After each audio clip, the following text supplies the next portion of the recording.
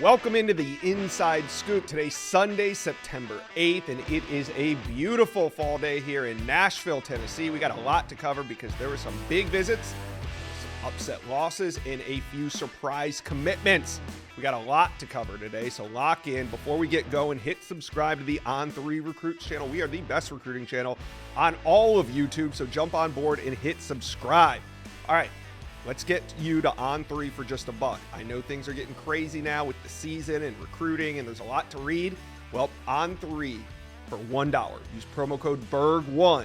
That's promo code BERG1, and I can get you everything that Steve Wiltfong writes, everything that Chad Simmons writes, everything that the great Pete Nakos writes for just $1. That's using promo code BERG1.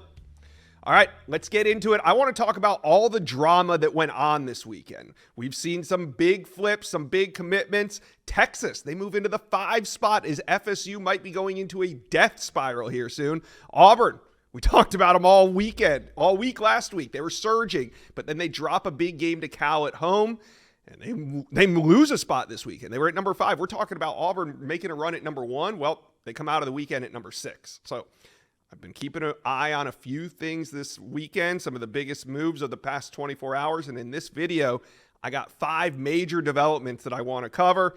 These are kind of in order of what I thought was most shocking, at least to me. So let's start with the big flip of the day. Defensive lineman Myron Charles going from FSU to Texas. Now, the insiders, they had this one nailed. Speaking of nailing picks, that's what I did this week on Prize Picks. I told you, I was a little rusty coming out in week 1, but I got a big dub in week 2. I took Travis Hunter in the more than 88.5 yards. That's a hit. I took Quinn Ewers for more than 245.5 yards. That's a hit. I won. It's just that easy. Select 2 or more players, pick more or less on their projected stats, and place your entry. In my case, I won big this week. So it's the most exciting way to play daily fantasy sports. That's Prize Picks. It's really simple to play. I can make my picks and submit my entry in less than 60 seconds.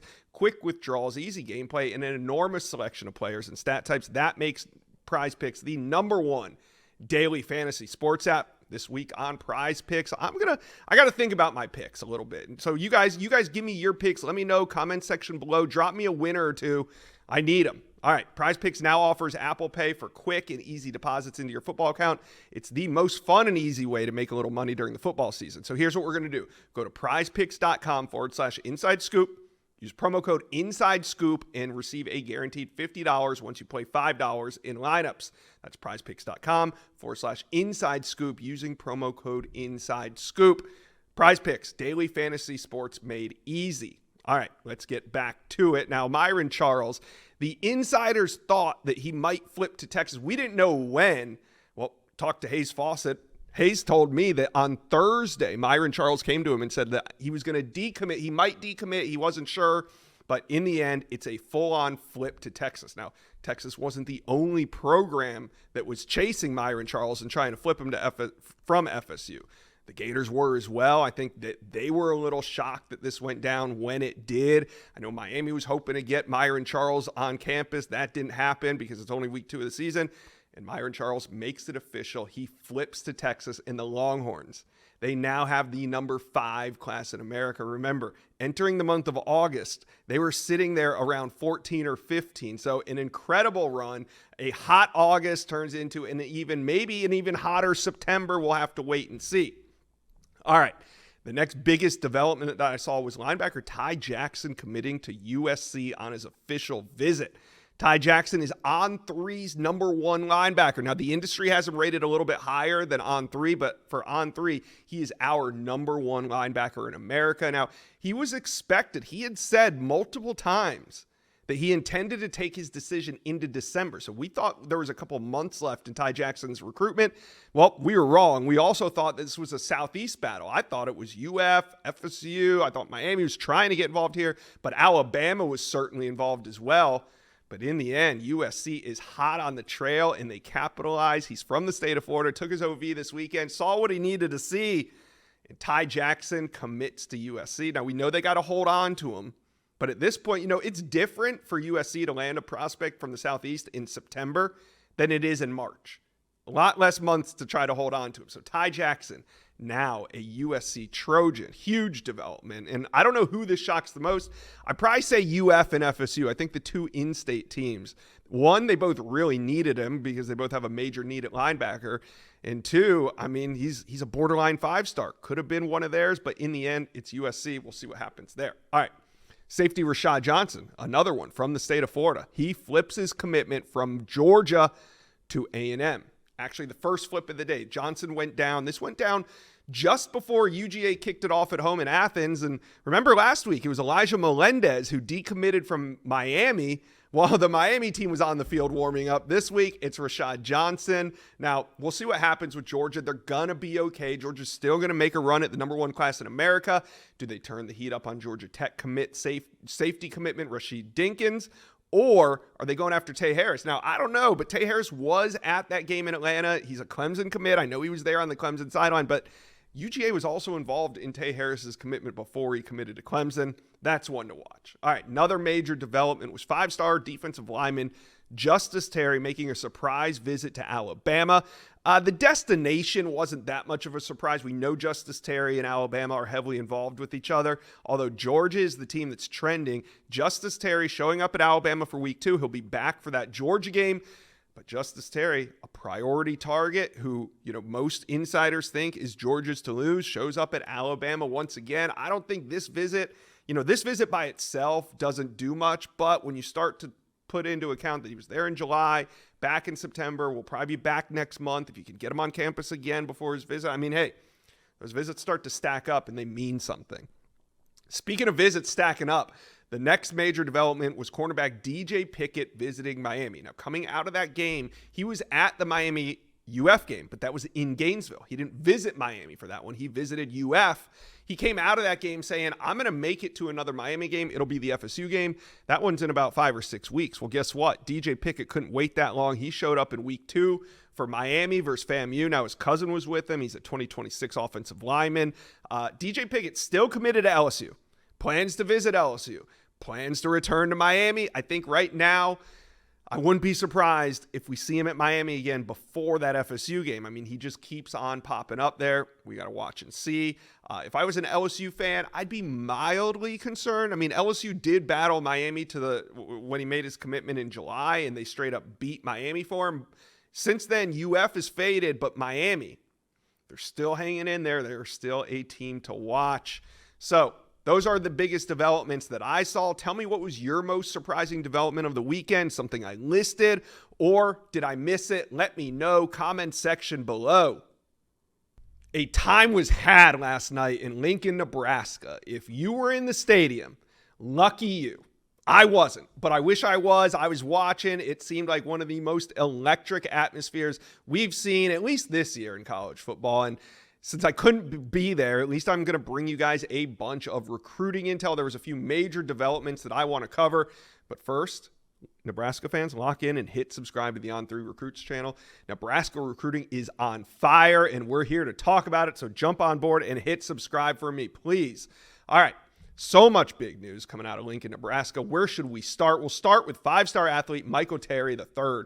The number 1 athlete in America was back at Nebraska over the weekend, and what a time was had. Now, prior to this weekend, he was trending heavily to the Texas Longhorns. We had Texas insiders, we had national analysts, everybody submitting their pick for the Longhorns, but was it too early? Because Michael Terry III coming out of that game had a great time. Talking to Texas insiders, they feel that this visit made an impact. Now, Texas probably still the favorite here, but I'm not counting Nebraska out. I think they're going to get him back on campus again. I can't imagine going and experiencing a game atmosphere like that and not wanting to come back for another one. So Michael Terry and his whole family were there. There's more on HuskerOnline.com about his trip. Steve Wiltfong caught up with him. There's some quotes. Pretty good stuff. We'll see what happens with Michael Terry III, but I think it was a very successful weekend when it comes to 5-star recruiting. All right, let's move on to linebacker Christian Jones. He is the number 1 player in the state. He had a lot to say. He said it was the loudest game he's ever been to. Quote, the atmosphere was electric. What continues to excite him is how Coach Rule is building a program up and the culture. So you can tell that the 6'2.5", 215-pound linebacker from the state of Nebraska is intrigued. I mean, at this point, I really like where the Huskers sit. I think this was a huge visit for him. He got to see it all in person. He got to experience it. And now Christian Jones, the number one player in the state, I think is in good hands. I love where Nebraska sits with him. All right, now we know offensive line recruiting is big. Last year in the 2024 cycle, Nebraska made a run at five-star Brandon Baker out of California. This cycle, it was David Sanders, the number one offensive tackle in America, came to campus. He took his official visit. Nebraska was right there in the end. He ends up at Tennessee, but now Nebraska has its sight set on another number one offensive tackle. This one from the 2026 class, and that's Jackson Cantwell. He was at Ole Miss last weekend, but as you could see from the video, this weekend he was with Will Compton in Lincoln. I got to imagine it was an experience he's never going to forget. The groundwork has been laid for the number one offensive tackle in the 26 class. Maybe if David Sanders took a visit as early as Jackson Cantwell, we'd be talking a little differently about that recruitment. So you got to love the fact what Nebraska is doing and how they're attracting top names. Speaking of top names, Cortez Mills made it in. I know. If you read the comment section, we had Oklahoma fans every video saying, Josh, he's not going to go. Josh, he's committed to Oklahoma. Why would he make a visit to Nebraska? Well, let me tell you guys how this works and what was going on here. He didn't want Oklahoma to know that he was going. So, of course, Steve Wiltfong is sourced up as they come. Who do you think he was talking to when he said Cortez Mills was coming? He was talking to Cortez Mills. Now, the Oklahoma staff was probably hoping that he wasn't going to show, or maybe they didn't know if he was going to take a visit to Nebraska. So, when it comes to sources, my man Steve Wiltfong's as good as they come, and Cortez Mills visiting Nebraska, to me, is a very good sign. So he narrowly picked Nebraska when he committed in July. I know Miami was also heavily involved there, but it seems like Nebraska is probably the only team that could flip Cortez Mills right now from Oklahoma. The big question is, will he return after that experience? I don't know. QB TJ Lateef, who's committed to Nebraska, has been working on him. I think they're going to be staying in contact. So Cortez Mills, a big visit. Just the fact that he showed up with all the rumors swirling that he's not going, he does indeed show up at a big-time game in Nebraska. So we'll have to keep an eye on that and see what happens. I don't think a flip is imminent. I don't. But I think if he shows up again, I think that is going to be something we keep an eye on. All right. Now, we were talking about the number one player in the state. That leads me to believe, now I'm just connecting some dots here, but with Florida State spiraling, losing Myron Charles, their number one defensive line commit in that class, to Texas over the weekend, the number two player in the state of Nebraska is also committed to FSU. That's tight end commit Chase Lofton.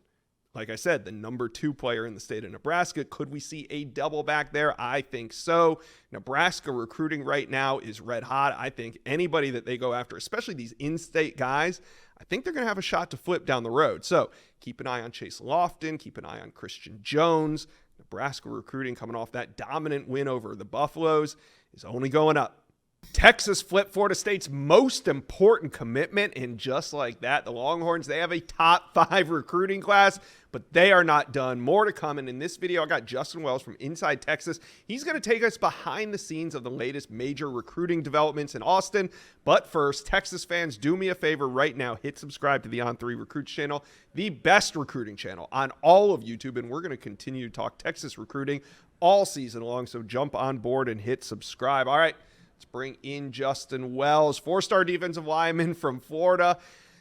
Myron Charles flips major position in need. Why did it go down the way that it did on Saturday, and what's Texas getting in Myron Charles? Yeah, so as soon as he committed to Florida State in the summer, Texas was not backing off. If anything, they felt like, this just makes it a little bit more interesting. Texas needs 4 D linemen in the 2025 cycle. They need to restock that cupboard, and Myron Charles was out of Port Charlotte, one of the top on that board. They kept recruiting him. And then Florida State didn't look pretty good the first 2 weeks, but Texas kept recruiting. And so this flip was already kind of in the works already. We had reported about it earlier in the week. We didn't know exactly when or if it was going to happen, but hey, I think it was kind of strategic that they went ahead and did it right after that big win over Michigan in the Big House. I think they wanted some of that, gather some of that momentum and some of that good fortune from Saturday, and it was just a double down. It was, you beat a top 10 team on the road and that defending national champion, then you flip a four-star from Florida. Myron Charles in Texas makes a lot of sense. He's going to play early. He joins Josiah Sharma, who they flipped from Oregon less than 2 months ago. They got 2 more spots open. They got 2 more guys that they're eyeballing. They're going to try to maybe flip another 1 or 2. So D-line recruiting is starting to pick back up for Texas in 2025. Speaking of Florida State spiraling, does Texas still have its eyes on Javian Hilson, the one-time Bama commitment, now with FSU? He's a big-bodied edge that is highly valued. Does Texas have a shot at flipping him? They still talk. They're still having conversations. I think Hilson still having those conversations with a lot of programs. This is one of those things where I think coaches smell blood in the water, and with FSU not having the best ideal start for 2024, Hilson's a guy that the top ranked guys. These are where college coaches go and attack. Right. When they smell blood in a program, they go straight for those type of players. And Hilson is a difference maker. He is a tremendous edge rusher. And so they're going to still try to push for him. They've got Smith Arogbo on three's number 2 edge in the country. They've got Lance Jackson, potential 5-star edge out of Pleasant Grove. They'd love to add a Hilson. He would be great for the class. I'm not sure how hard they're pushing, but they're still having conversations, and I think Hilson's listening. All right. So how are you feeling now about 5-star athlete Michael Terry III? I know all the picks went in last week for him to Texas, but this weekend he showed up in Lincoln, Nebraska, witnessed that big win over the CU Buffs and Coach Prime, had a lot of great things to say, but where does the Longhorns still stand? Yeah, I think that Nebraska game was big. I think that makes it a lot more interesting. Because Nebraska has really done a great job recruiting him. Matt Rule, when you send an entire staff to San Antonio to see a player, you're making him feel important, and that's how you recruit. It's about relationships and making them see that vision you see in them.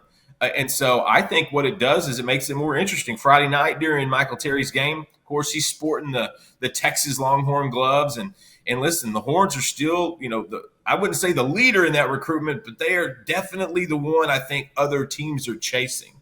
But with Nebraska's big win, I mean, they absolutely humbled Colorado and Shadur Sanders. I think that makes it interesting. I think that makes this recruitment a little bit more something we're going to have to pay closer attention to. I still think he ends up at Texas.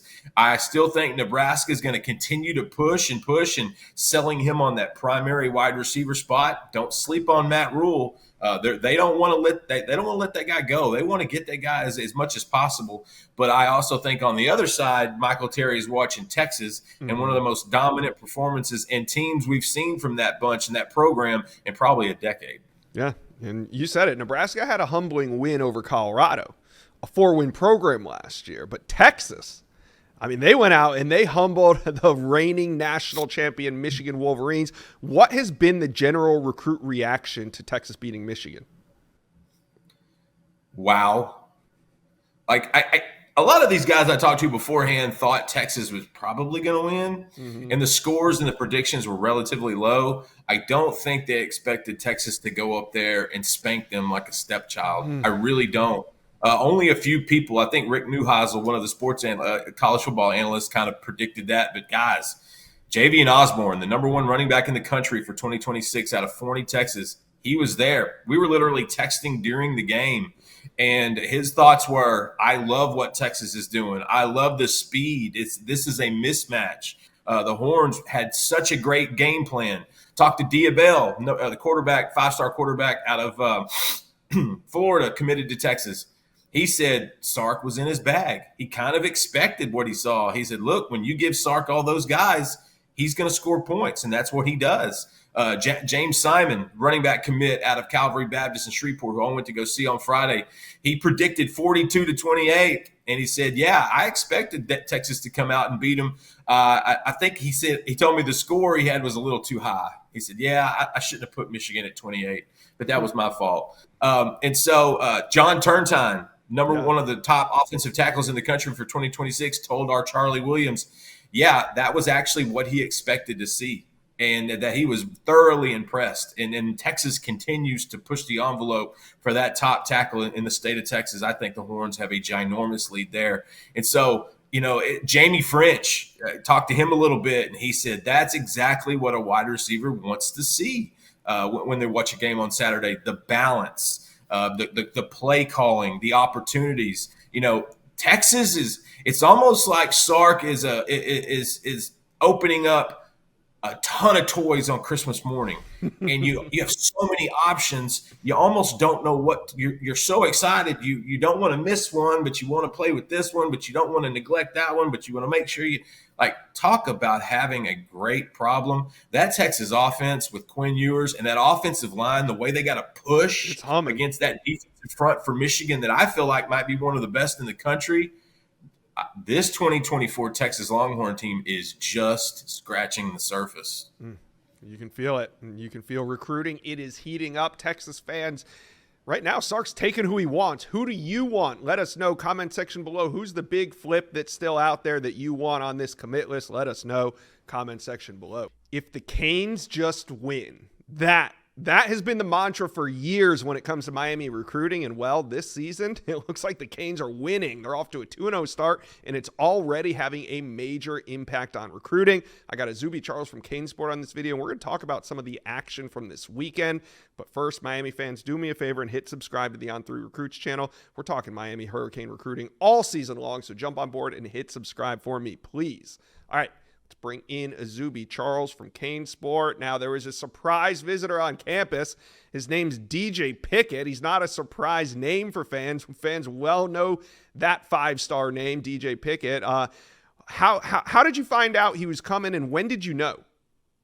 Yeah, so this kind of developed, later in the week, kind of Thursday, Friday. And, obviously with Pickett making that move down to Coral Gables, coming to see, the Miami Hurricanes for the second week in a row, he saw a great showing from the program. And that's kind of been his biggest thing. He wants to see Miami continue to dominate this year. Obviously committed to LSU, but that hasn't stopped the Hurricanes from chipping away in his recruitment.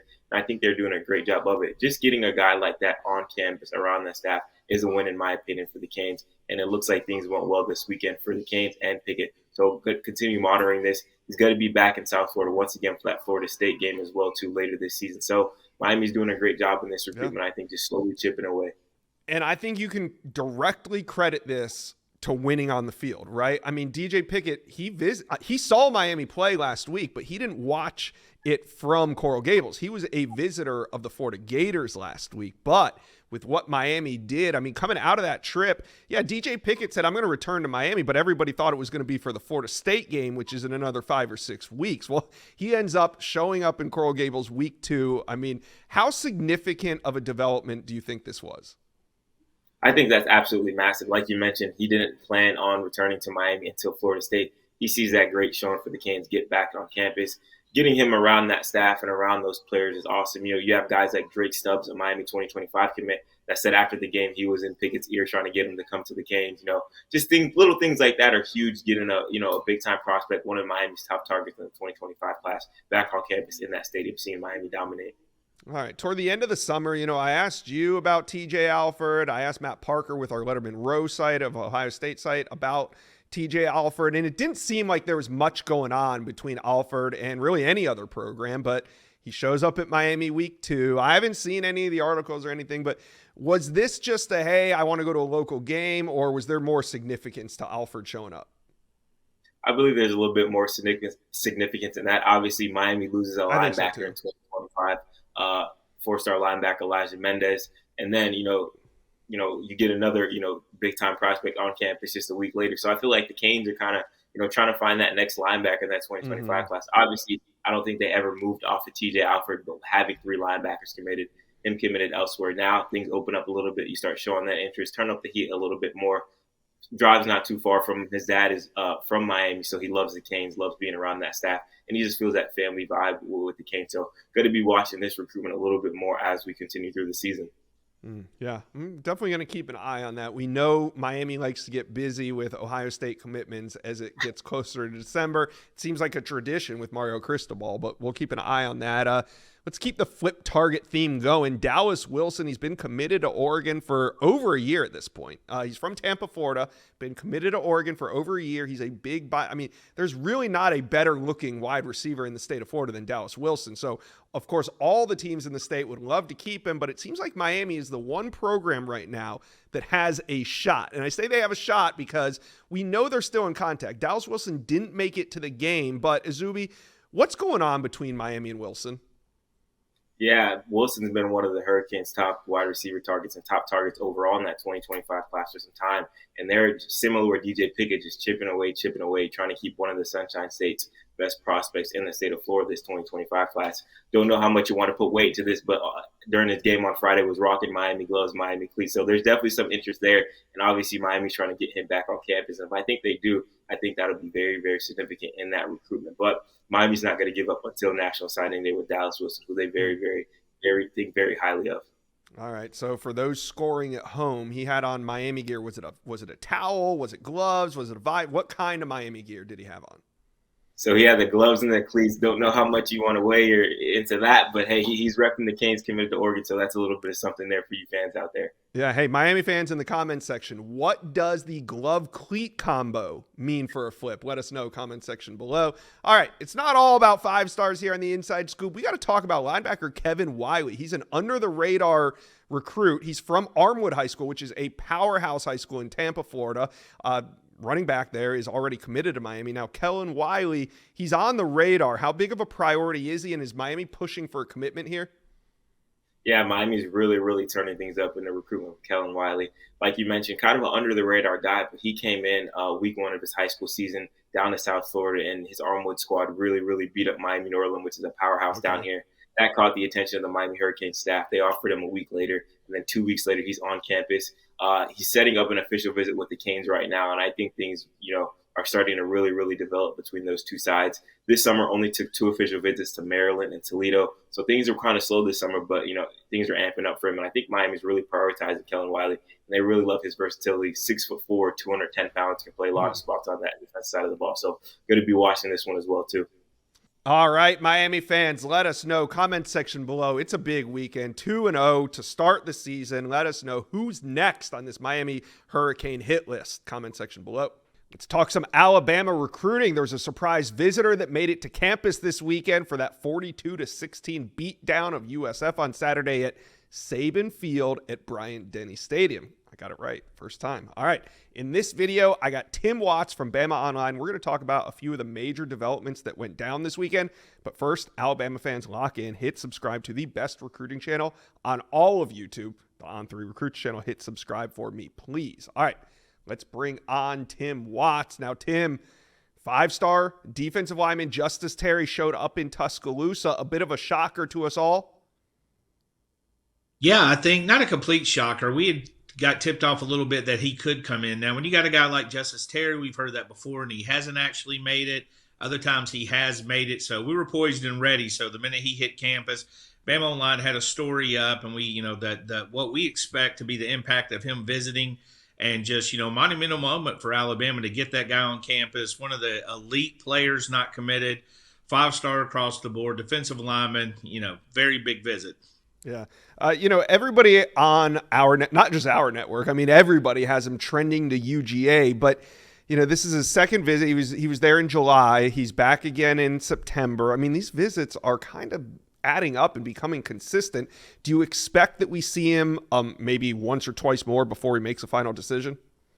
Yeah, for sure. He's already said he was coming for the Alabama-Georgia game, which makes sense. He's looking at Georgia. Obviously, I think you have to say Georgia's a factor in this, right? I don't think you can eliminate them at all. But also, you heard the same thing about Caleb Downs, Justice Haynes. There's a list of guys that were Georgia locks, and I think that was what everyone said when he decommitted from USC, that he's going to commit to Georgia, and it wouldn't take long. Well, it's taken a lot longer than they expected. All right. Now, there's been some buzz around Bama's commits from the SIP, but this weekend, both were on campus. Running back A.K. Deere and 5-star wide receiver Caleb Cunningham were both in Tuscaloosa. What's the latest word on those two coming out of the weekend?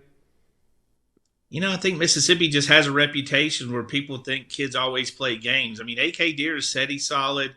He doesn't say a lot now, but he has came back to back to Alabama. We've had people that saw him. He's very excited. His family comes with him. I think he's closer to Alabama than any other college in the country, in fact. And then AK and Caleb both coming in on the same weekend. I think Caleb drew the most interest because he went to Ole Miss last weekend. And look, we've been doing this a long time, you, Josh, and I think these kids should take visits if they want to. I've always felt that way, but especially with the portal. So, but getting Caleb back on campus, getting AK Deer back on campus for the second time in a row, is very important. Yeah, but Tim, you know how it goes. Like you said, we've been covering this for a long time. 90% of the times when a committed prospect takes a visit to another program, especially in-state, it's just a visit. But that 10%, is what the Alabama fans remember, and they just want to know, is there reason for concern? Speaking of, one Alabama commitment that took a visit but not to Tuscaloosa was edge Dawson Merritt. He was in Lincoln for that Nebraska-Colorado game. Any concern there? I mean, it's recruiting. I don't think there's ever not concern. You know what I mean? At some point in every recruitment, there's something that makes you worry. You don't have to recruit them to get them committed. You got to recruit them to get them signed. And then when they're on campus, you got to still, to some degree, keep recruiting them to keep them on campus. So there's always some concern. I mean, the two things we say is you go by what they say and what our sources believe they say and how they act to the staff. And Dawson's been great the entire time. But you also say follow the visits. I mean, the one thing you look for in a situation like this, did Dawson Merritt sneak over to Nebraska or try to keep it a secret? No, Alabama knew about it earlier in the week, knew that he was going to take this visit. He mentioned that possibly earlier in the year. So that's at least a positive for Alabama. How that it affects, I guess we'll find out in the next few weeks. I do know he's expected to visit Tuscaloosa in the future. Well, it's a good sign that he reached out to the staff beforehand. That's all you can ask for. All right, let's keep that Mississippi theme going. The number one player in the 2026 class out of Mississippi is Braylon Womack, and he was on campus this weekend. Seems like a priority target already. Where do you think Bama stands for him? Yeah, I think they did a good job. I mean, again, you're talking 2026s. I don't know what point that you really start figuring all that stuff out as far as commitments leads. But yeah, well, Alabama's done at this stage as good a job as they get. The visit was very positive. I know he likes the secondary that Alabama has, and he's going to have an opening. That's one of the things when you look forward in the future, you've got guys leaving for Alabama. You got Malachi Moore who'll be leaving, Keon Saab's draft eligible. So you've got guys. And also the one thing I think that's really impressed everybody when you look at it, Alabama rotates a ton of defensive backs in. They did it in the first game. They did it in the second game. They're getting a lot of playing time. We've seen young guys in that secondary play in Red Morgan, cornerbacks, and safeties who get a lot of playing time. Yeah, good bit of freshmen making an impact already for Alabama. So Bama fans, talk to Tim and I. How are we feeling about this 2-0 start, and what about recruiting? Let us know. Comment section below. Tim Watts of Bama Online. You guys got a website that is buzzing this morning. Appreciate you taking a little time to stop by the Inside Scoop. Anytime, Josh. Thank you. Well, you've made it to the end of today's video, but there's hundreds more videos on the On3 Recruits channel for you to check out. And also, while you're here, hit subscribe.